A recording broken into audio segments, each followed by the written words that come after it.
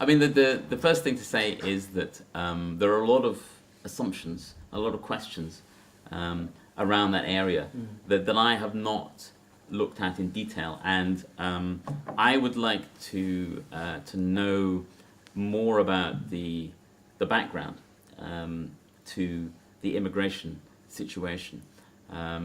For example, it may turn out that one of the more obscure, in terms of it not being very well represented in the media, one of the more obscure points that a sophisticated leaver would make would be that it's not just that we need immigrants because our people don't have the skills.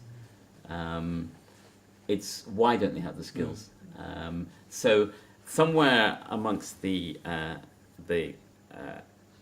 lever discourse, there is actually a perfectly valid point, which is that we don't train people very well in this country, and I don't know, because I've never really looked into it, but I suspect if you did look into it, you would find that for every immigrant who comes here and finds a job because they bring some special skill that could not be reproduced by a British person, it would be very difficult.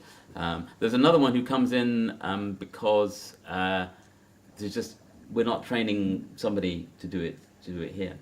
I don't know, but I think it's a possibility. But that's one of the problems, skills gaps and so on. Exactly. The other one, which comes up in some, kind of subtext of some of these, is the kind of split between kind of metropolitan elites and towns and left behind areas and prosperous areas and so on. I mean, the government has recently announced this fund for predominantly left behind areas, which has Labour MPs that they'd like to vote for the deal. Yes, it's a transparent bribe and a drop in the ocean. Yeah, and so that's not going to work. But what is going to work in that? Well, I mean, I in my travels and also having lived, I'm back in London now, but for personal reasons, I spent 3 years living in Norwich. From 2014 to 2015 to 2018. I had that experience of living in a town which was, on the one hand, doing quite well, quite prosperous, but it was not London. It wasn't a big metropolis, and it was embedded in this very kind of leafy countryside of Norfolk. I have had some thoughts on this, and I do find it interesting that so much of the efforts by what's left of local authorities to try and jumpstart their local economies has been focused on jobs, regardless of whether they're crap jobs or not, regardless of whether they're just helping people who are just going to come in for a few years, hoover up the grants that are available and then move out.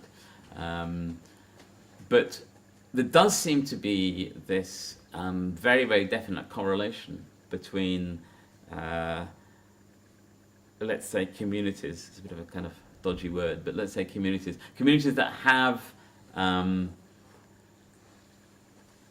knowledge-based enterprises and organizations and success in the modern world. So in other words, if you are in a town or a city that has a university and or a teaching hospital, then you're probably in a town that's doing all right. Now the question is what's cause and what's effect?